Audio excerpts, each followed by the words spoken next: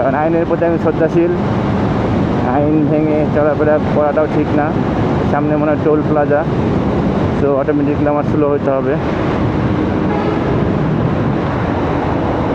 হ্যাঁ, আমার অ্যাম্বুলেন্স ভাইটা পার হয়ে গেল। আমি এখন কোন দিকে যাব এটাই বুঝতেছি না। বাইকের ওরে বাবা রে, জাতির পিতা হজরত ইব্রাহিম আলাইহিস সালাম, বাইক মনে হয় এই পাশ দিয়ে। ওকে ওকে ওকে ওকে ওকে, এই পাশে আমি ঢোকাই দিই।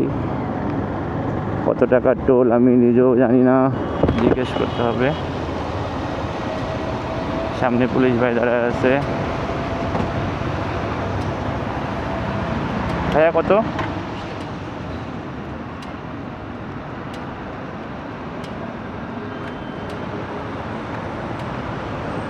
Thank you.